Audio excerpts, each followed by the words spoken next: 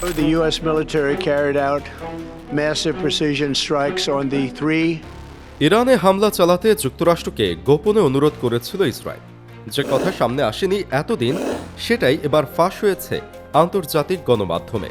কিন্তু এখন প্রশ্ন উঠেছে যে ইসরায়েল কিনা ইরানের বিরুদ্ধে, যারা কিনা ইরানকে ধ্বংস করতে কিছুদিন আগেও হামলা চালিয়েছিল, তারা হঠাৎ কোন ভয়ে আমেরিকার হাত পা ধরল ইরানে হামলা না চালাতে?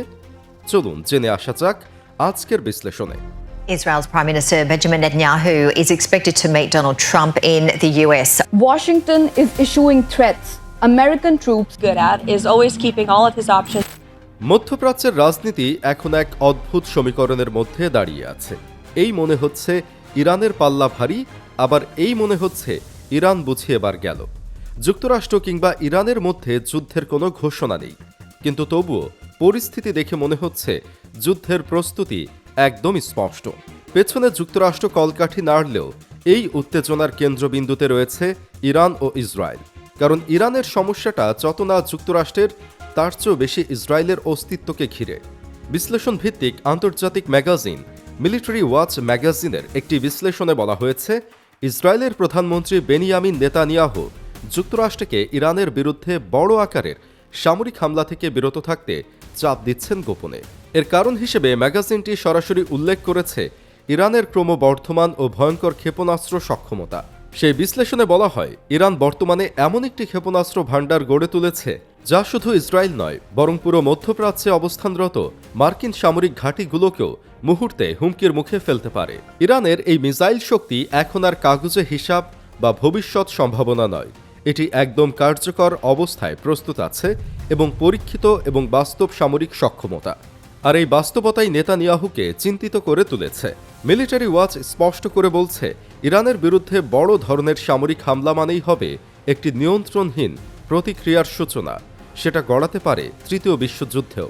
ইরান এককভাবে শুধু ইসরায়েলকে লক্ষ্যবস্তু বানাবে না, বরং একই সঙ্গে মার্কিন ঘাঁটি, আঞ্চলিক মিত্র রাষ্ট্র এবং গুরুত্বপূর্ণ নৌপথগুলো হামলার আওতায় আসতে পারে।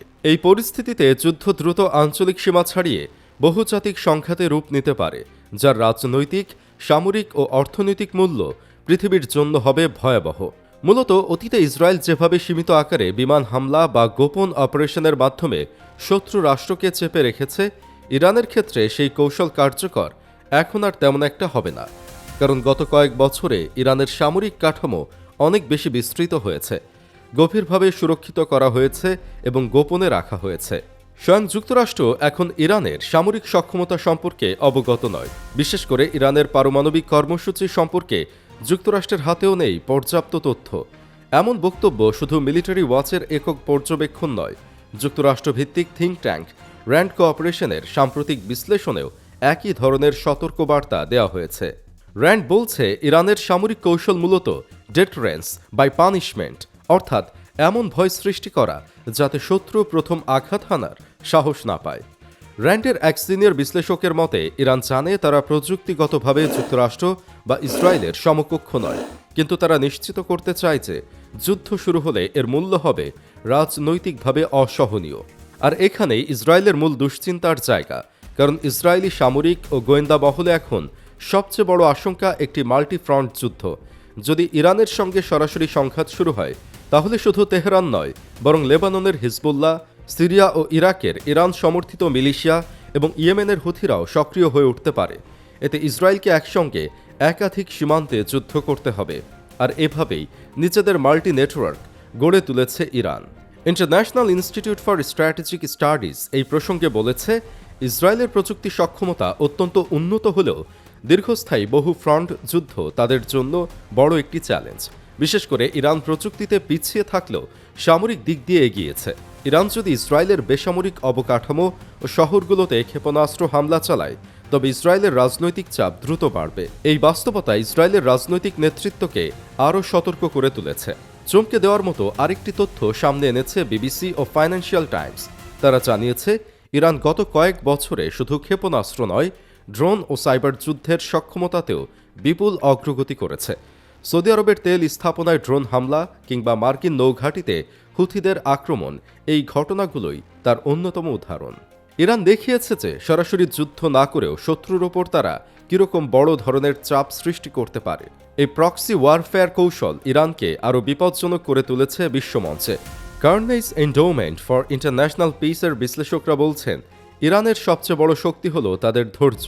তারা দ্রুত ফল চায় না, বরং সময় নিয়ে শত্রুকে ক্লান্ত করতে চায়, আর এটাই বদলে দেয় যুদ্ধক্ষেত্রের সকল চিত্র। সেই প্রতিচ্ছবি এখন দেখা যাচ্ছে যুক্তরাষ্ট্রের মধ্যে বারবার সিদ্ধান্ত বদল কিংবা বিভিন্ন ধরনের মন্তব্য করে যাচ্ছেন ট্রাম্প। অপরদিকে ইরান আছে একদম নিশ্চুপ, তারা ধৈর্য ধরে নিজেদের কাজ চালিয়ে যাচ্ছে। সাবেক সিআইএ বিশ্লেষক কেনেথ পোলাক সম্প্রতি তার এক সাক্ষাৎকারে বলেছেন, ইরান জানে পশ্চিমা গণতান্ত্রিক রাষ্ট্রগুলো দীর্ঘ যুদ্ধ সহ্য করতে পারে না, তাই তারা সময়কে অস্ত্র হিসেবে ব্যবহার করছে। এই কথাগুলো নেতানিয়াহুর বর্তমান কমান্ডকে আরও স্পষ্ট করে তুলেছে। একদিকে তিনি আন্তর্জাতিক মঞ্চে ইরানের বিরুদ্ধে কঠোর ভাষায় কথা বলছেন, অন্যদিকে বাস্তবে বড় যুদ্ধ এড়াতে যুক্তরাষ্ট্রকে সতর্ক করছেন বারবার। এটি ইরানের কোনো দুর্বলতা নয়, বরং এটি এক ধরনের ঠান্ডা মাথার কৌশলগত যুদ্ধ, যা ভড়কে দিতে পারে শত্রুর মাইন্ডসেটকে। দ্য গার্ডিয়ানের এক বিশ্লেষণে বলা হয়েছে, ইসরায়েল জানে ইরানের বিরুদ্ধে যুদ্ধ মানে শুধু সামরিক সংঘর্ষ নয়, বরং বৈশ্বিক অর্থনীতিতে বড় ধাক্কা। হরমুজ প্রণালী বন্ধ হয়ে গেলে তেলের দাম হঠাৎ বেড়ে যেতে পারে, যার প্রভাব পড়বে ইউরোপ, এশিয়া এবং উন্নয়নশীল দেশগুলোর ওপর। এই অর্থনৈতিক বাস্তবতাও যুক্তরাষ্ট্র ও তার মিত্রদের সিদ্ধান্তে বড় ভূমিকা রাখছে। এছাড়াও ব্লুমবার্গ এবং ইকোনমিস্টের প্রতিবেদনে বলা হয়েছে, যুক্তরাষ্ট্র বর্তমানে একাধিক বৈশ্বিক সংকটে জড়িত। ইউক্রেন যুদ্ধ, চীন তাইওয়ান উত্তেজনা এবং অভ্যন্তরীণ রাজনৈতিক চাপ। এই অবস্থায় ইরানের সঙ্গে আরেকটি বড় যুদ্ধ শুরু করা ওয়াশিংটনের জন্য অত্যন্ত ঝুঁকিপূর্ণ। ফলে যুক্তরাষ্ট্র আপাতত সরাসরি সামরিক হামলার বদলে নিষেধাজ্ঞা, কূটনৈতিক চাপ এবং আঞ্চলিক সমন্বয়ের পথেই হাঁটছে। ইরানের অভ্যন্তরীণ পরিস্থিতিও এই সমীকরণে গুরুত্বপূর্ণ। এসব আন্তর্জাতিক মিডিয়াগুলো বলছে, ইরানে জনগণের মাঝে সামাজিক ও রাজনৈতিক অসন্তোষ থাকলেও বাইরে থেকে হামলা হলে জনগণের একটি বড় অংশ জাতীয় নিরাপত্তার প্রশ্নে ইরান সরকারের পক্ষে দাঁড়িয়ে যায়। যদি ইরানে সরাসরি সামরিক হামলা হয়, তাহলে ইরানের শাসক গোষ্ঠীকে দুর্বল করার বদলে আরও শক্ত অবস্থানে নিয়ে যেতে পারে।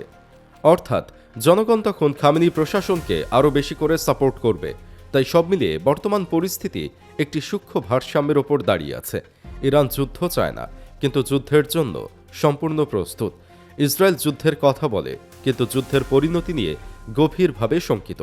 আর যুক্তরাষ্ট্র এই দুই শক্তির মাঝখানে দাঁড়িয়ে হিসাব করছে কোন পথে গেলে তার নিজের ক্ষতি কম হবে।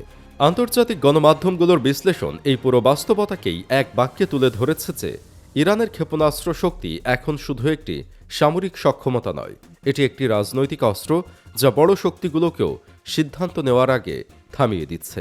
আর এ কারণেই হয়তো আজ মধ্যপ্রাচ্যে পূর্ণাঙ্গ যুদ্ধ শুরু হয়নি, কিন্তু ইতিহাস আমাদের শেখায়, এমন ভঙ্গুর ভারসাম্য চিরস্থায়ী হয় না। একটি ভুল হিসাব, একটি ভুল সিদ্ধান্তই যথেষ্ট পুরো অঞ্চলকে আগুনে ঠেলে দিতে।